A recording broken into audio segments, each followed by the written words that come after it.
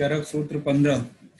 Basically हम लोग जो वमन और विरेचन पढ़ चुके हैं, वमन और विरेचन अभी पूरा नहीं हुआ है, लेकिन विरेचन का जो भी बेसिक हम लोग पढ़ चुके हैं उसके बारे में चरक ने इसी चैप्टर में बताया है। जो बेसिक वमन और विरेचन प्रोसेस है यही इसी चैप्टर में उपकल्पनी में है। अगर हम चतुष्क की बात करें तो किस में आएगा, ये निर्देश चतुष्क में चल रहा है। ठीक है, आपको बताया था भेषनिक, भेषज, स्वास्थ्य, निर्देश और कल्पना। तो किस में आएगा, कल्पना में आएगा कि निर्देश में आएगा? ये चैप्टर किस में आएगा? सर कल्पना में। कल्पना चतुष्क में आएगा। लिख लीजिएगा, कुछ पॉइंट लिखिएगा। आतुरालय का वर्णन, आतुरालय, आतुरालय का वर्णन चरक सूत्र 15, चरक सूत्र 15। कुमारागार का वर्णन, कुमारागार का वर्णन एवं सूतिकागार, कुमारागार एवं सूतिकागार चरक शारीर 8, चरक शारीर 8। भेषजागार का वर्णन कहाँ पढ़ाया था, पढ़ा चुके हैं हम। चरक कल्प 1, भेषजागार चरक कल्प 1। देखिए विमर्श की लाइन में, सेकंड लाइन में दिया हुआ, इस अध्याय में वमन विरेचन की कल्पनाओं का उल्लेख किया गया है। ठीक है, तो इस चैप्टर में बेसिकली हम लोग वमन कर्म की कल्पनाएं जो हैं उनके बारे में पढ़ेंगे। देखिएगा पहला ही दिया हुआ है,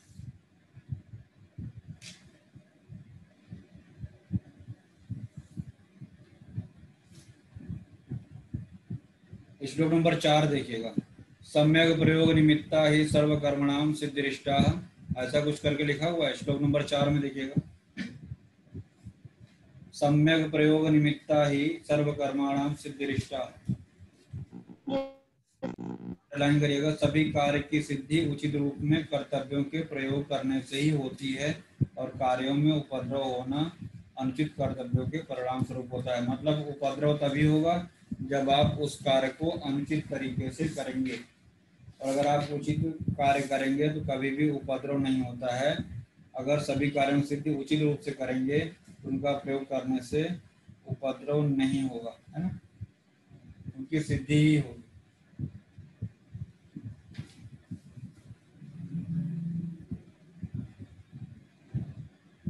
फिर आगे देखते हैं हम लोग श्लोक नंबर 5 में। श्लोक नंबर 5 हिंदी में 6वीं 7वीं लाइन देखिएगा। दोष, औषध, देश, काल, बल, शरीर, आहार, साथ में सत्व, प्रकृति और आयु की अवस्थाओं के भेद इतने सूक्ष्म होते हैं, यही लिख लीजिएगा। इन 11 बिंदुओं पर, इन 11 बिंदुओं पर चिकित्सा की सफलता निर्भर करती है, चिकित्सा की सफलता निर्भर करती है। जो हमने आपको नोट्स दिया हुआ है उसमें भी लिखा हुआ है कि अग्निवेश में उपर्युक्त जो है, अग्निवेश के लिए कहते हैं आत्रेय, यह अग्निवेश इन 11 बिंदुओं पर ध्यान देने से चिकित्सा जो है सफल होती है। तो 11 बिंदु याद रखिएगा ये। फिर इसके बाद देखिएगा श्लोक नंबर 6, श्लोक नंबर 6 वही हेडिंग डाल लीजिएगा, आतुरालय वर्णन। आतुरालय 6 नंबर श्लोक में आतुरालय के बारे में दिया हुआ है।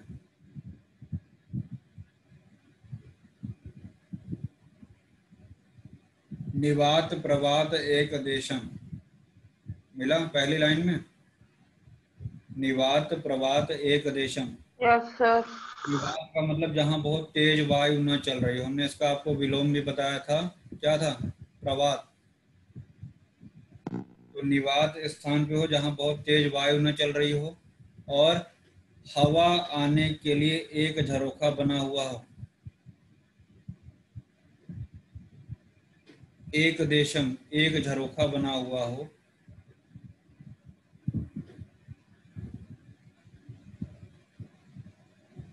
तो ये हो गया आपका आतुरालय का वर्णन। ठीक है, निवात प्रवात एक देश, ये आपको याद रखना है। श्लोक नंबर 8 में आ जाइएगा।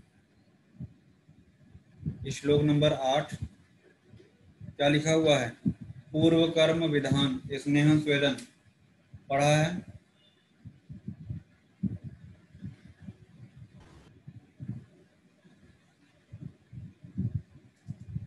लिख लीजिएगा। डल्हण के अनुसार पूर्व कर्म, डल्हण के अनुसार पूर्व कर्म पाचन स्नेहन स्वेदन, पाचन स्नेहन स्वेदन।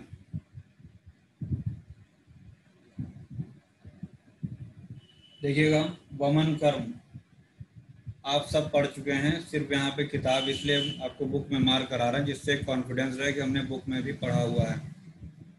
तो पहली लाइन देखिएगा, सुकोशितम सुप्रजीर्णम भक्तम शिरः स्नानात अनुलिप्त गात्रम, ऐसा कुछ लिखा हुआ है।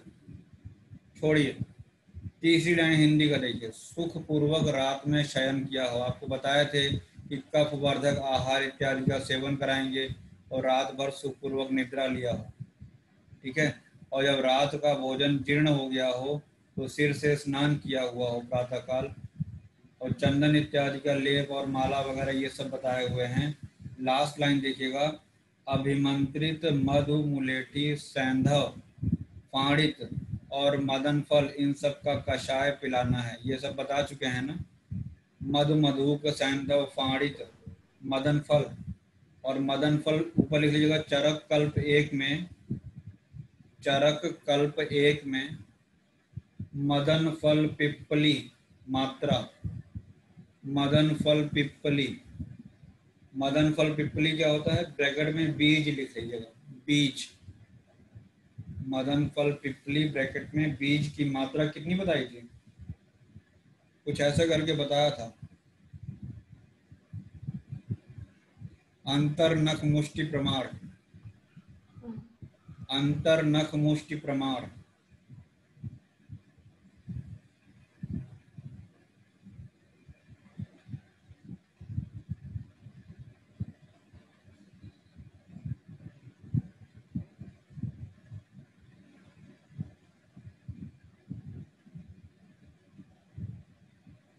फिर देखिए इन विमर्श में सेकंड लाइन में आया है कि हम लोग सिद्धि स्तंभ में जब 6वां चैप्टर पढ़ेंगे तो वहां पे आएगा कि अजीर्ण में जो होता है, यह कार्य करने से क्या होता है? अजीर्ण वर्धते ग्लानि, ग्लानि वगैरह ये सब हम लोग जो सिद्धि स्थान पढ़ेंगे तो वहां पे एक्सप्लेन करेंगे।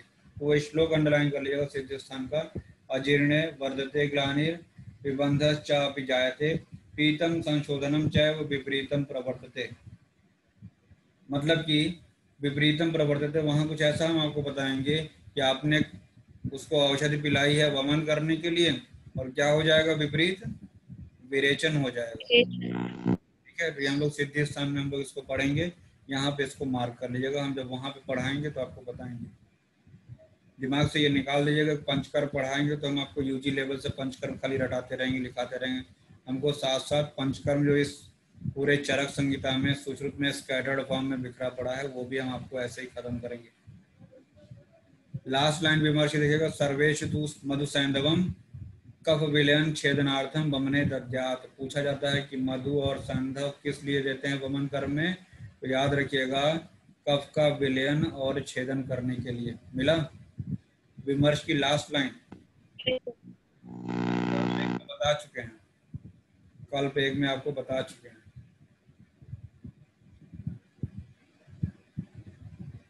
फिर देखिएगा,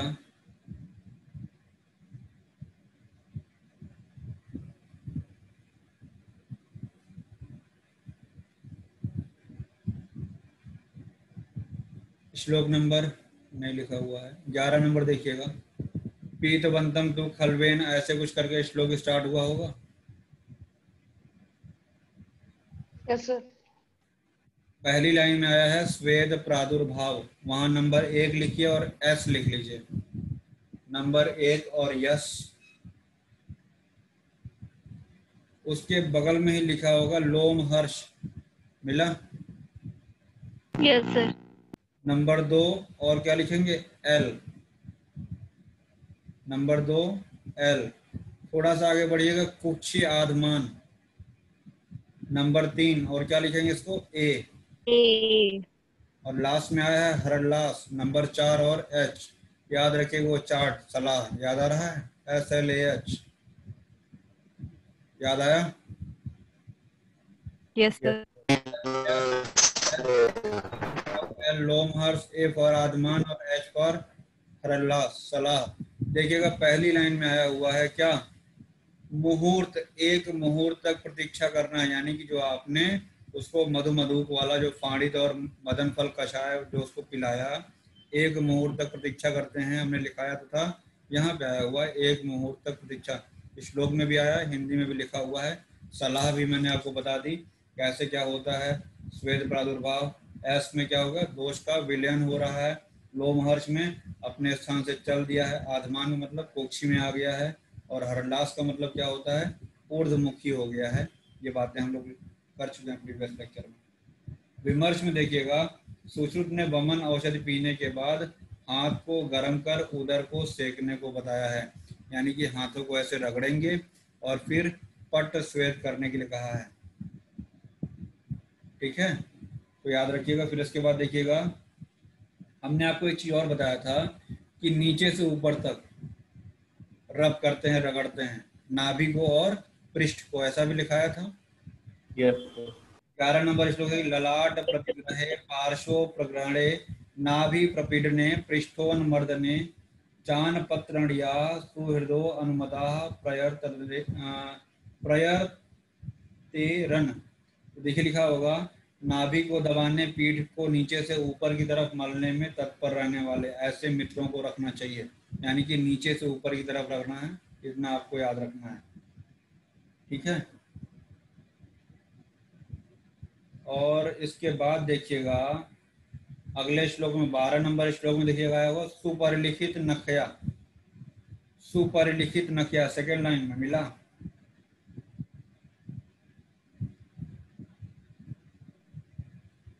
यस सर। सुपरिलिखित नखया हम लोग बाल रोग में भी पढ़ेंगे, जब बच्चे का मुख विशोधन कराते हैं ना, जब नवजात शिशु परिचर्या में जब न्यूनेट जब पैदा होता है, तो जब उसके मुख की सफाई करने के लिए चरक ने बताया है, तो जो उंगली से साफ करेगा अंदर फिंगर डाल के, उसका भी नाखून कटा होना चाहिए। सुपर लिखित नखया मतलब नाखून कटे होने चाहिए, नाखून बड़े नहीं होने चाहिए। वैसे ही यहाँ कह रहे हैं कि औषधि पान कर लिया है और एक मुहूर्त बीत गया है, वमन का वेग नहीं आ रहा है, तो हिंदी में चौथी लाइन देखिएगा, ऐसे 2 अंगुलियों के द्वारा अथवा नील कमल कुमुद सौगंधिक इनमें किसी एक की डंठल लेके सुखपूर्वक, गले में नहीं उंगली डाल के कई लोग वमन करते हैं, वमन कराने के लिए गले में कभी कभी देखा हो उंगली लोग डालते हैं, तो वही है सुपरलिखित, ऐसी उंगली को डालना चाहिए जिसमें नाखून वगैरह ना हो। उतना इम्पोर्टेंट नहीं है ये सुपरलिखित नखया, इसलिए हमने बता दिया कि आपको ये वहां भी मिलेगा, कहाँ पे, बाल रोग में। फिर इसके बाद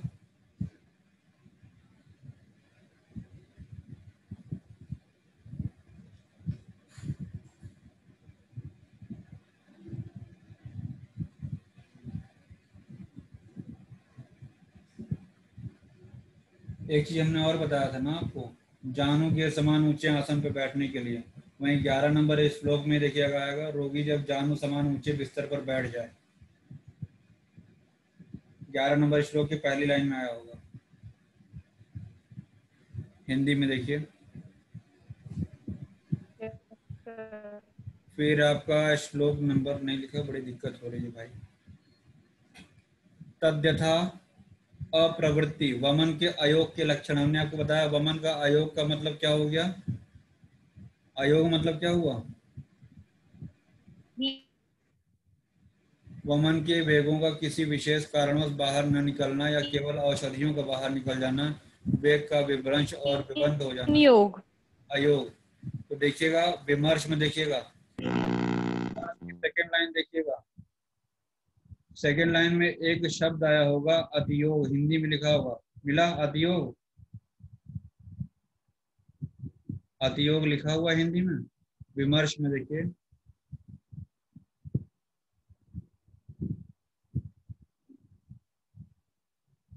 यस सर। अतियोग काट दो, गलत लिखा है, इतना देर में रिस्पॉन्ड दोगे तो फिर हो चुका। अतियोग काट के उसको हीन योग कर लो। हीन योग है अयोग।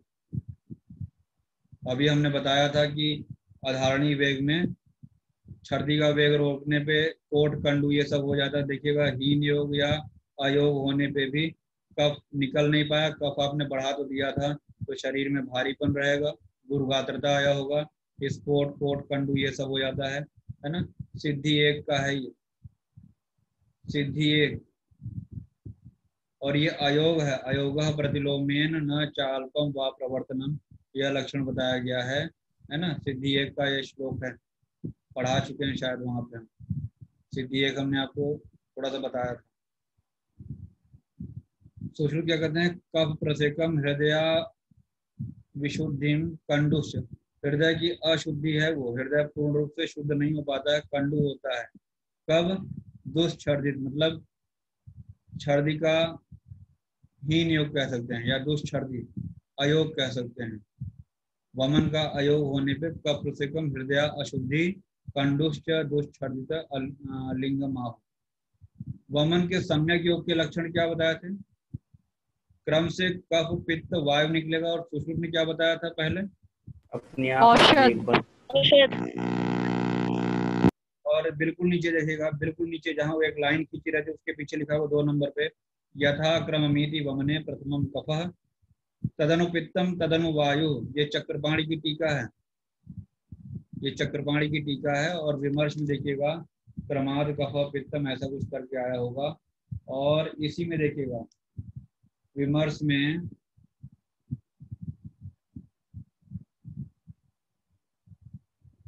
चौथी लाइन देखिएगा, तीक्ष्ण में 2 शेर, मध्य में 1 शेर और मृदु में आधे शेर के प्रमाण में दोष निकलता है। ऐसा कुछ मिला? Yes sir. में द्रव्य की मात्रा हमने आपको बताई है 2, 1.5, 1 ऐसा कुछ करके बताया है। प्रश्न में बताया है, वही याद रखिएगा, शेर सवा शेर मत याद रखिएगा। और उसी का डबल हो जाता है विरेचन में। फिर आगे देखिएगा, प्रबल में 8 वेग, मध्यम में 6 वेग और अवर में 4 वेग। विरेचन में क्या हो जाता है? 30, 20 और 10।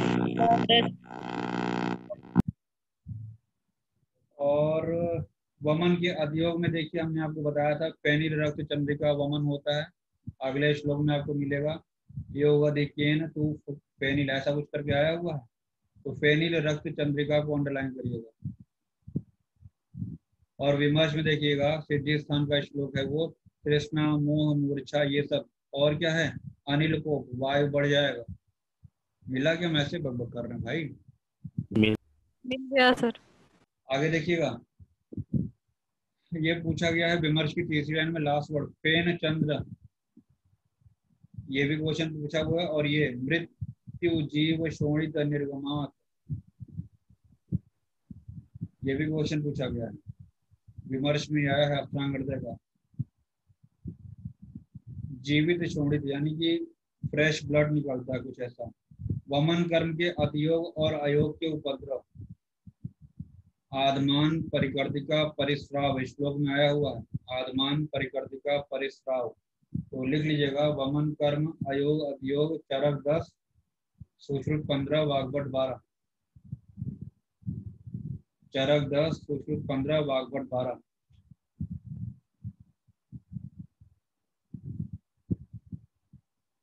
तो जीवादान को अंडरलाइन करिएगा, जीवादान फ्रेश ब्लड निकलना, और आदमान परिकर्तिका और परिस्राव। परिस्राव मतलब सलाइवेशन, मुख से लाला स्राव होना। परिकर्तिका जानते हैं, फिशर को बोलते हैं आदमान, पेट का फूलना अफरा ये सब आदमान हो गया। परिकर्तिका परिस्राव।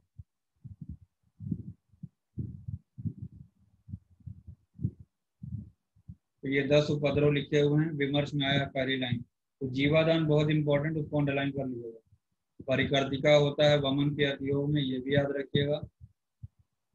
APP कर सकते हैं उसको, APPH, H मतलब हृदय ग्रह भी हो जाता है। APPH और जीवादान मोस्ट इंपॉर्टेंट। वहीं पे सिद्धि का भी एक श्लोक लिखा हुआ है, आदमानम परिकर्तिका श्राव हृदय अत्र ग्रह जीवादानम भ्रंश स्तंभ स उपद्रव क्लम अयोग अतियोगश्च दशयता। अब हम आपको वहां पे बताएंगे, उन्होंने संख्या तो बता दी कि ये 10 उपद्रव होते हैं। अब उन 10 में कौन सा अतियोग से होता है, कौन सा अयोग से होता है, जब चरक सिद्धि 6 पढ़ाएंगे तो वहां पे इसी को और एक्सप्लेन करेंगे। स्कैटर्ड है पूरा बिखरा पड़ा हुआ सिद्धि स्थान में, तो सिद्धि स्थान 6 जब पढ़ेंगे तो वहां पे एक्सप्लेन करेंगे। फिलहाल ये मार्क कर लीजिए आप।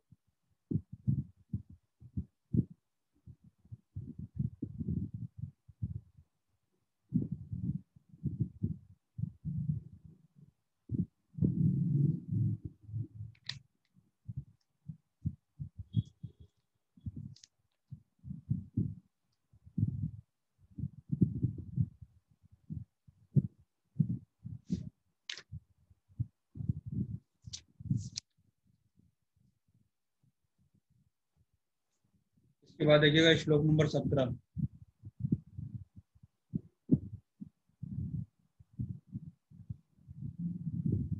वेरिएशन की बात कर रहे हैं, अभी हम लोग पढ़ रहे हैं, इसमें कुछ ऐसा है नहीं आया हुआ। तो इसमें जो आपको इम्पोर्टेंट है 17 नंबर श्लोक में थर्ड लाइन मार्क करिएगा, त्रिवित कल्प अक्षमात्रम। मिला? त्रिवित कल्प अक्षमात्रम पहला शब्द होगा, उसको मार्क करिएगा। Yes sir. विमर्श में वो हिंदी में देखिए क्या लिखा हुआ, 5वीं 6वीं लाइन, निषोध का कल्प 1 रुपया नहीं, 1 अक्ष प्रमाण में, 1 अक्ष प्रमाण में निषोध का कल्प लेंगे। उसी के 2 लाइन नीचे देखिएगा, जब विरेचन उचित रूप से हो जाएगा तो धूम्रपान को छोड़ कर, यानी धूम्रपान नहीं कराएंगे। याद रखिएगा कि विरेचन के बाद धूम्रपान निषेध है। और वमन के बाद जो जो कर्म बताया गया है अभी उसको छोड़े हुए हैं, संसर्जन कर्म जो बताएंगे तब बताएंगे। धूम्रपान नहीं कराना है विरेचन के बाद, इसको याद रखिएगा। श्लोक नंबर 21 में एक शब्द आया होगा, दरिद्रों के लिए पंचकर्म विधि, यानी जो दरिद्र का मतलब यहाँ पे जिनके पास धन का अभाव है। अब रोग तो पैसा देख के आता नहीं, तो याद रखिएगा कि दरिद्र के लिए भी पंचकर्म का विधान चरक ने बताया है। 22 नंबर श्लोक, एक तो हम आपको बताते हैं क्या, दोषः कदाचित कोप्यन्ते गीता लंघन पाचन, बताते हैं ना पंचकर्म का क्या लाभ है कि लंघन पाचन कराएंगे, स्तमन चिकित्सा कराएंगे तो दोष दोबारा फिर से उत्पन्न हो सकते हैं, लेकिन पंचकर्म के द्वारा अगर दोष एक बार आपने शांत कर दिए तो दोबारा नहीं हो सकते हैं। ऐसा हम लोग पढ़े हुए हैं, अभी 16 चैप्टर में आएगा। यहाँ क्या कह रहे हैं, संशोधन से और क्या लाभ होता है, शारीरिक दूषित वात पित्त कफ मूत्र पुरीश मल ये सभी जो है दूर हो जाते हैं। रोगों को नष्ट करने वाली, बल वर्ण को बढ़ाने वाली संशोधन औषधों को पीकर मनुष्य अधिक दिन तक उत्तम प्रकार की आयु का भोग करता है। ये बहुत इंपॉर्टेंट श्लोक है, 22 नंबर श्लोक। मलापहम रोग हरम बल वर्ण प्रसादनम। पहली बात तो रेफरेंस आपको याद होना चाहिए, संशोधन से लाभ के लिए है और सूत्र 15 का है। मल का हरण करेगा, रोग का हरण करेगा और बल वर्ण को बढ़ाने वाला होगा। पीत्वा संशोधनम सम्यक आयुषाम युज्यते चिराम, चिर आयु, आयु को दीर्घ करेगा, दीर्घायु बनाता है। इस प्रकार से ये चैप्टर समाप्त हुआ। ध्यान से सुनिए, ध्यान से सुनिए हमारी बात। इसी श्लोक के साथ में 22 नंबर के साथ में आपको श्लोक चैप्टर 16 में आ जाइए, चैप्टर 16 में आइए, 17-18 नंबर श्लोक पे आइए, 17-18 मिला? ये भी संशोधन का लाभ है। विशुद्ध कोष्ठस्य काय अग्निवर्धते, मतलब कि जो जठराग्नि है उसकी वृद्धि होती है उचित प्रकार वमन विरेचन के द्वारा। जिस मनुष्य का कोष्ठ शुद्ध हो जाता है उसकी जठराग्नि बढ़ जाती है, ठीक है। उत्पन्न रोग शांत हो जाते हैं, व्याधि का शमन हो जाता है। प्रकृतिश्च अनुवर्तते, यहाँ प्रकृतिश्च मतलब उसकी प्रकृति ठीक हो जाती है ना। इंद्रिय मन बुद्धि एवं वर्ण निर्मल हो जाते हैं। तो ये सभी संशोधन से लाभ बताए गए हैं और यही इसके नीचे वाला जो श्लोक है वही हम बताते हैं, दोषा कदाचित कुप्यन्ते। मिला? बहुत इंपॉर्टेंट है इसका रेफरेंस, यानी कि हम आपको बता रहे हैं कि चरक सूत्र 15 का 22वां श्लोक, चरक सूत्र 16 का 17 से लेके 19 श्लोक। अगर आपको यूजी में क्वेश्चन पूछा जाता है पंचकर्म के महत्व पे लेख लिखना है तो इन सभी श्लोक को मिलाते हुए आपको लिखना पड़ेगा। 18 नंबर श्लोक के सेकेंड हाफ में आया हुआ है बलम पुष्टि परत्यम च वृष्टाम चास्य जायते। ये वृष्टा कारक भी है और एफ्रोडिसियक भी है, वाजीकरण का भी कार्य करता है। साथ ही साथ जराम कृक्षेण लभते, 19 नंबर श्लोक का पहला ही वर्ड दिखेगा, जराम कृक्षेण लभते, यानी बुढ़ापा भी देर से आता है। ठीक है, तो ये हुआ आपका पंचकर्म का महत्व हमने एक साथ बता दिया। उसी के बगल में इस चैप्टर पे आ जाइए, संशोधन कर्म विमर्श, जहाँ हेडिंग पड़ा हुआ है सम्यक विरेचन के लक्षण, अयोग के लक्षण। अब यहाँ पे देखिए उस चैप्टर में वमन बता दिया, अब यहाँ पे सम्यक विरेचन क्या है, विरेचन के अधियोग। उस चैप्टर में क्या था, वमन के अधियोग के लक्षण था, जो फेनिल चंद्रिका वाला था, याद आ रहा है, अभी जस्ट पढ़ा हम लोगों ने। इस चैप्टर में क्या है, विरेचन के अधियोग है, विरेचन के अयोग के लक्षण पढ़ेंगे हम लोग, और सम्यक विरेचन के क्या लक्षण है वो यहाँ हम लोग पढ़ने जा रहे हैं। ठीक है, अभी नहीं पढ़ेंगे, नेक्स्ट लेक्चर में। और इस चैप्टर में सबसे इम्पोर्टेंट एक चीज और आएगा आपका, स्वभावो परमवाद, उसका भी रेफरेंस पूछा जाता है, स्वभावो परमवाद, ये भी पढ़ेंगे। एक श्लोक चलते चलते अभी देख लीजिएगा, 21 और 22 नंबर श्लोक, 21 और 22 नंबर श्लोक इस चैप्टर का, चरक सूत्र 16 का बहुत इंपॉर्टेंट चैप्टर है, चिकित्सा प्रवृत्ति अध्याय, चिकित्सा प्रवृत्ति, सॉरी हाँ, चिकित्सा प्रवृत्ति अध्याय बहुत इंपॉर्टेंट है। इसके पहले वाला जो था 15वां अध्याय का नाम क्या था, उपकल्पनी। तो आपको बता रहे थे 21 नंबर, संशोधन की श्रेष्ठता में उपमा। जिस प्रकार वृक्ष के नष्ट हो जाने पर, मान लीजिए आपने उसका जड़ नहीं काटा, जड़ एज सच पड़ा हुआ है, तो भविष्य में जब उसको उचित काल मिलेगा, पानी मिलेगा, है ना, खाद वगैरह मिल जाएगा और उचित अनुकूल उसको ऋतु मिलेगी, तो वह जो जड़ था फिर से उसी प्रकार नई पत्तियां आएंगी और एक प्लांट फिर से बन जाएगा। जिस प्रकार वृक्ष के नष्ट हो जाने पर भी यदि उसका मूल न नष्ट किया जाए तो उसमें पुनः हरापन आ जाता है। श्लोक के सेकंड हाफ में एक शब्द आया है प्रसव, मिला? Yes sir. अंडरलाइन करिए, यहाँ पे प्रसव का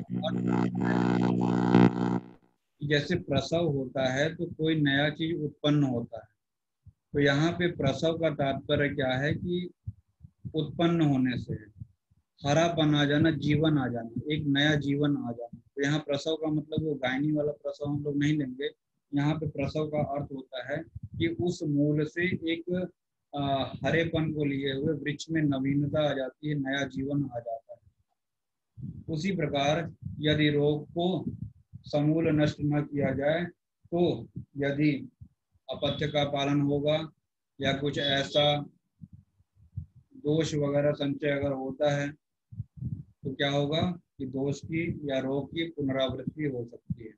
यही चीज हम लोगों ने पढ़ा भी था, दोषा कदाचित कुप्यन्ते वाला, वहां भी हम लोगों ने पढ़ा। यानी एक तरीके से पंचकर्म का महत्व ही है ये। जैसे जड़ को अगर हम समूल नष्ट नहीं करेंगे तो दोबारा नए पल्लव आएंगे, नई शाखाएं बन जाएंगी और पेड़ फिर से बड़ा हो जाएगा, है ना। उसी प्रकार अगर हम बीमारी को जड़ से नहीं दूर करेंगे तो भविष्य में दोबारा उसकी पुनरावृत्ति हो सकती है। बस यहीं तक, बाकी नेक्स्ट क्लास में। ठीक है, धन्यवाद।